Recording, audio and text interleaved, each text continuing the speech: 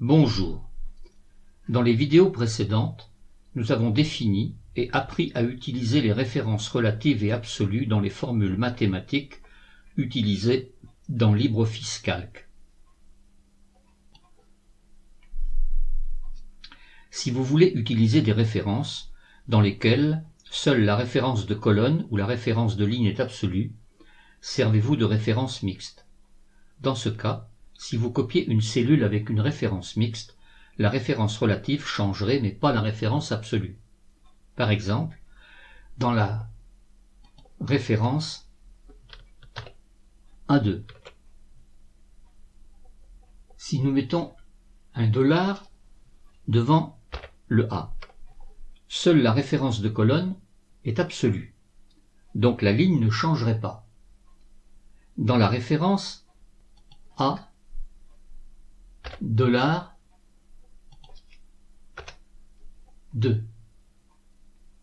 seule la référence de ligne est absolue, donc la ligne ne changerait pas. Vous pouvez taper vous-même la référence de colonne ou utiliser la touche F4 pour que le programme insère les lignes $ à votre place une fois que vous avez tapé la formule dans une cellule. Notez que par défaut, lorsque vous insérez une référence à une formule en mettant en surbrillance une cellule ou une plage de cellule, cette référence est automatiquement relative. Cependant, juste après l'insertion d'une référence, vous pouvez rendre celle-ci absolue ou mixte à l'aide de la touche F4.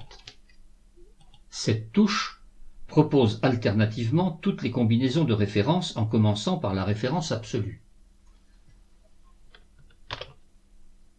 En A9. Premier clic sur F4, référence absolue. Deuxième clic, référence mixte, colonne relative et ligne absolue. Troisième clic, référence mixte, colonne absolue et ligne relative. Quatrième clic, référence relative. Lorsque vous copiez une référence mixte, la partie absolue reste fixe, tandis que la partie relative est ajustée. Par exemple, en D1, écrivons égal A1 et mettons une référence absolue sur la ligne plus B1. La partie absolue restera fixe, tandis que la partie relative va être ajustée. Faisons l'expérience. Descendons de D1 jusqu'en D5. Nous voyons que en D2, la référence de la ligne 1 étant absolue, elle s'ajoute au 8. Même chose en D3. 9 plus 5 égale 14, en D4 et en D5. Tentons maintenant une autre expérience. Cette fois-ci, au lieu de mettre la référence absolue sur la ligne, nous allons la mettre sur la colonne. Écrivons A1 et mettons en référence absolue sur la colonne. Ajoutons B1. Cliquons sur Entrée. Nous avons toujours 15.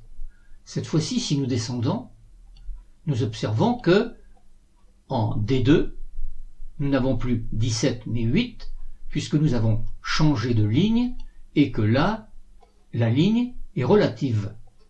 Même chose en D3, même chose en D4 et même chose en D5. Nous voyons donc ici, la référence étant relative, en A2 il n'y avait rien, en A3 non plus, en A4 non plus, en A5 non plus. C'est pour ça que ici les résultats sont différents dans la colonne E que dans la colonne D, puisque nous avons changé d'une cellule avec une référence absolue en une cellule avec une référence relative. Si ce programme d'apprentissage vous intéresse, je vous invite à vous abonner à ma chaîne en cliquant sur la petite cloche situé à droite du pavé abonné. Vous serez ainsi averti lors d'une mise en ligne d'une nouvelle vidéo.